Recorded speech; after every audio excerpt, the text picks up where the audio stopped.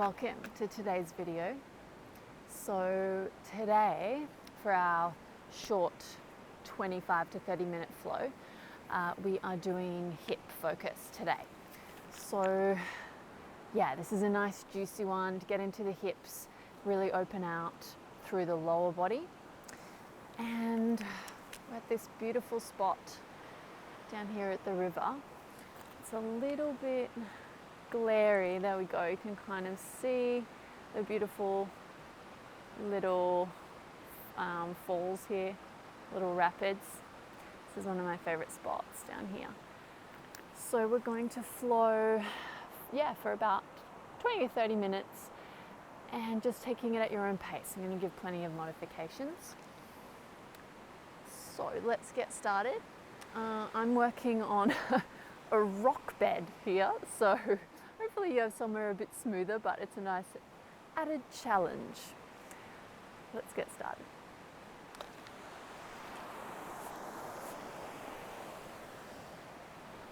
All right, so let's start on all fours today. Coming into all fours position. I've got my little rock friends here. And we're just going to start with some cat-cows. So let's round through the spine and then start to come forward. So even though we're allowing the lower back to arch here, we're not just sort of letting everything go. Still quite an active pose, still engaged through the shoulders, through the core, through the legs. Inhale. And exhale. Hopefully you can hear me okay with the running water. It's quite relaxing actually.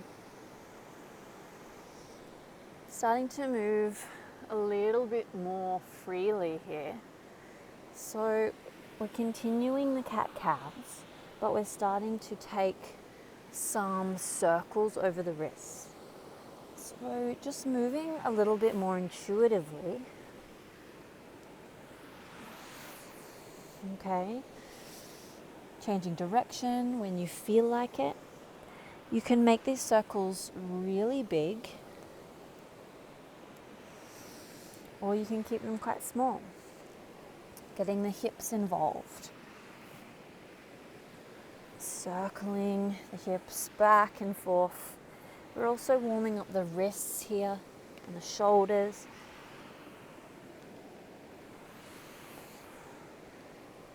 And coming back to all fours position into a more neutral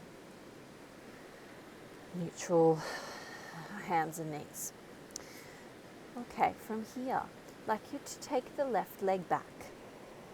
So the top of the foot is resting on the mat, and then we'll see if we can take the leg away and balance. We're going to take some toe taps here.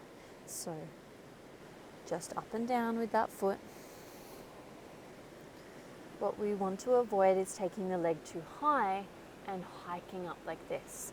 So just taking it up to hip height, or maybe a tiny little bit higher. And we're moving with control rather than bouncing the leg. Lovely. One more. Now, bringing the knee back in, but keeping it hovering off the mat, we're going to take it out into this lovely fire hydrant position and bring it back down. Coming up and coming back down. One more time. Lovely. Let's take the other side. So resetting, right leg comes back. See if we can float that leg up, and we're just tapping. Coming up.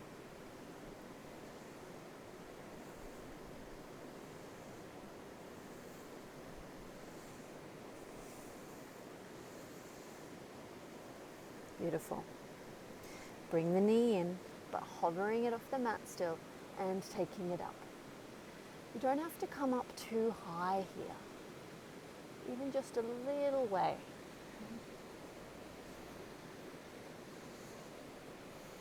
and rest it down. We're going to add in the arms now, but take both of those exercises again. So we're really just starting to warm up and activate through the lower body before we start to flow and ask a little bit more of the joints and the muscles. So let's take that left leg back again. This time sweeping the right arm up. Beautiful. Okay, so really reaching forward and back. Then we're going to come down, keeping the knee and the hand hovering, and take it out to the side. So back into that fire hydrant position with the leg and bent through the right elbow.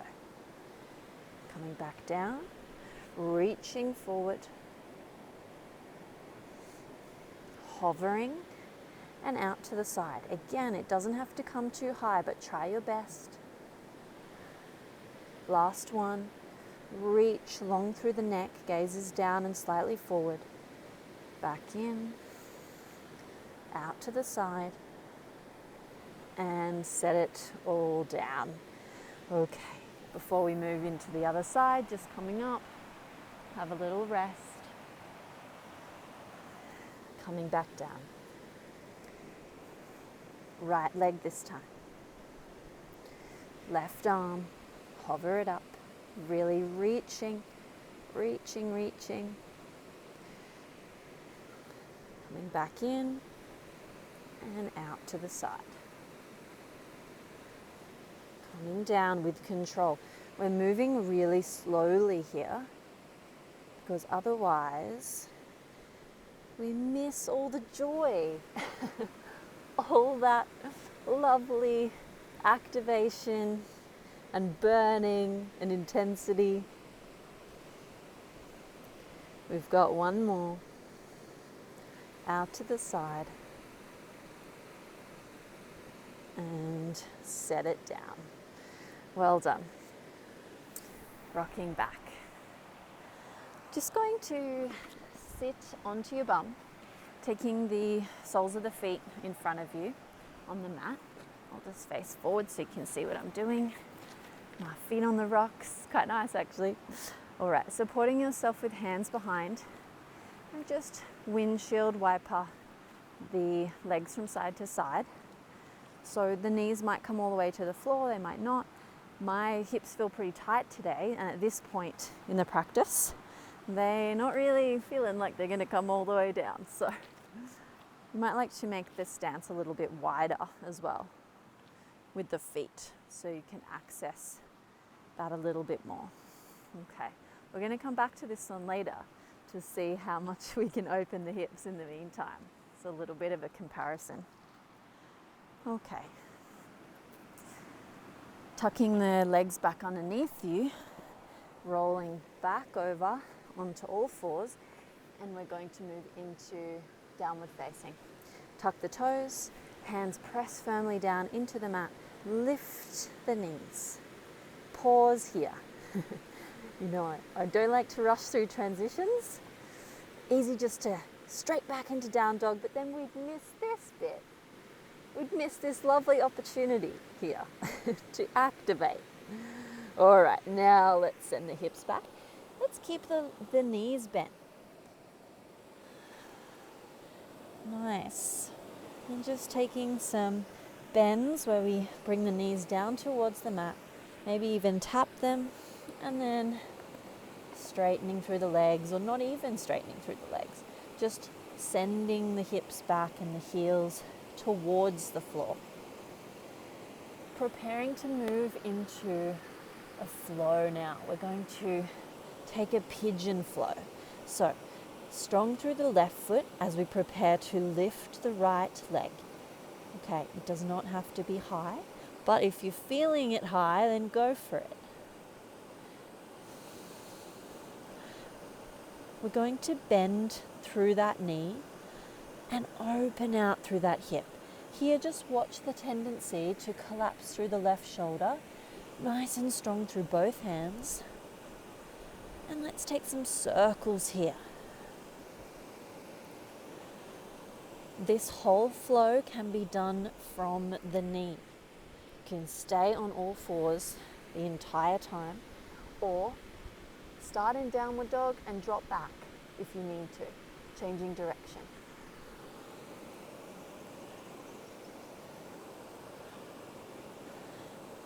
Nice work. We're stepping this leg, this foot all the way forward, but the foot is going to come more towards the left wrist. Okay, so we've got a little bit of a crossover here. You might like to come up onto fingertips to give yourself a little bit more room. The right foot is almost directly behind the left hand, and we're going to start to lower into that pigeon pose. Okay, you might be able to get all the way down, perhaps not, and then lifting that knee back up towards the chest. Okay, let's try again. Again, this can be done from the knee. So you might be able to tap the floor, maybe it comes halfway, and back up. This time, we're going to stay down. So setting yourself up, what we want to watch for here is if we've tried to go too far and take the foot all the way and shin parallel to the edge of the mat, you might find that left hip is all the way up here. We want the hips to be even. That might mean bringing that foot back in a little bit closer. And now we're going to take an active pigeon here. Tuck the toes of the back foot. Lift that knee off the mat. That might be enough. Really pressing that front shin and foot firmly down. Active through the back leg. Perhaps you take one hand off, maybe two, even if it's just for one breath or half a breath.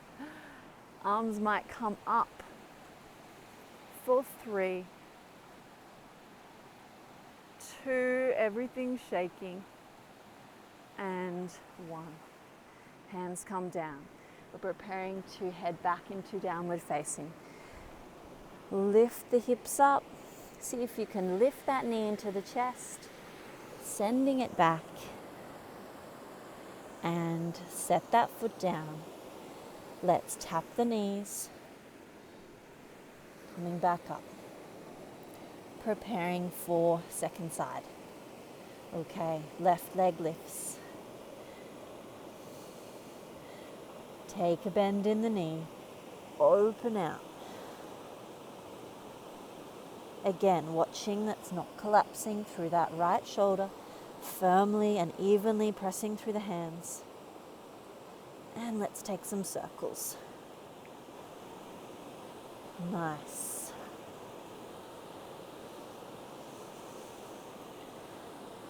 And changing direction. Noticing the breath here. Notice the tendency to hold the breath or to start breathing really fast and shallow.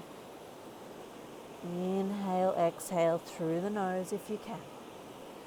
Okay, we're going to step all the way through.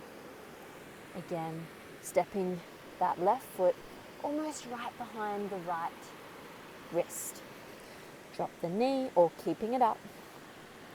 Come to fingertips if you need a little bit more room under there, or if you have blocks. Blocks are really good. Love blocks for bringing the floor up to you. We're dropping that knee towards the floor. So you see I said towards. It might not come all the way down. If it does, great. If it doesn't, great. You have something to work towards. It'd be boring if you could do everything straight away. That's what I think. Coming back up.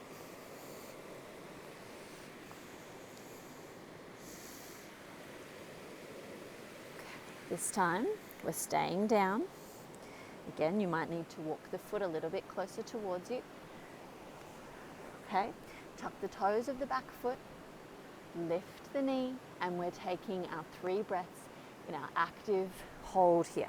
This might be plenty for you right here. Keep the hands down. Play around. Challenge yourself.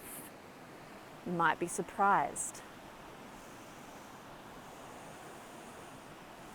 Might like to add the arms overhead.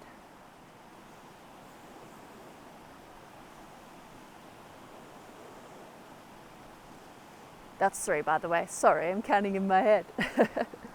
You're like, how long are we staying here for? Hands down. Press the hands firmly into the mat, getting ready to come all the way out, knee to the chest. Reaching that all the way up.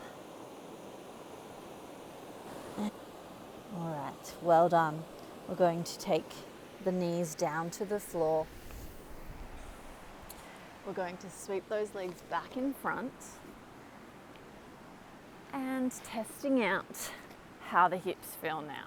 So, hands behind, and let's take those windshield wipers. You might find that we feel a little bit more open now, hopefully. Mine definitely do. Okay, so let's just move back a little bit here. To add on to this one, taking the hands in front, clasp the hands. So now we're not relying so much on the hands, and we can come side to side and really move. You can move the upper body as well, so facing the way of the leading knee. Staying here, if you'd like to add on still. This one always travels, always like going for a walk. So as we come over, we're going to try and press up, squeeze the glutes, bring the hips forward, and then come down with control and see if you can keep the torso quite still as we move through the middle and coming up to the other side.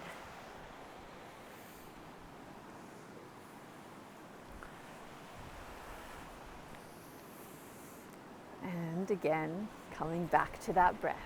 Inhales and exhales, nice and controlled.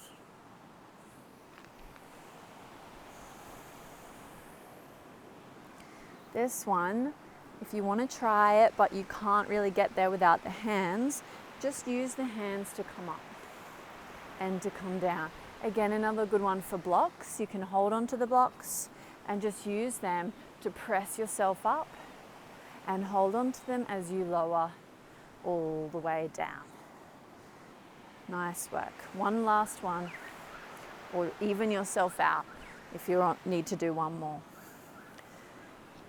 Then coming back to sit, we're going to take a slow lower all the way down, arms beside. If you feel like these kind of core exercises are a lot in the lower back, where you get this sort of rounding, holding on to the back of the legs as we lower down. Okay, lowering all the way down with control.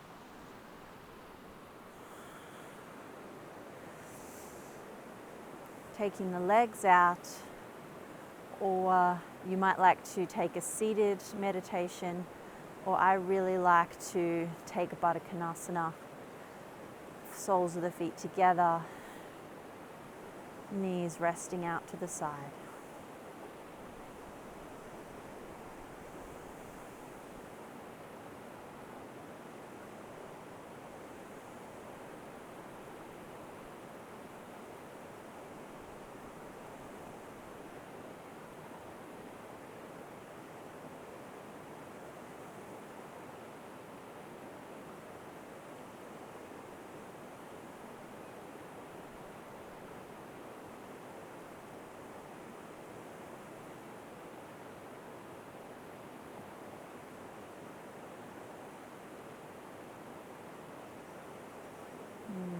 Okay, please feel free to stay in relaxation a little bit longer. It's really worthwhile to stay here for about 5 minutes if you have time. If it's in the morning, I tend to prefer a seated meditation, so otherwise I'll probably fall back to sleep.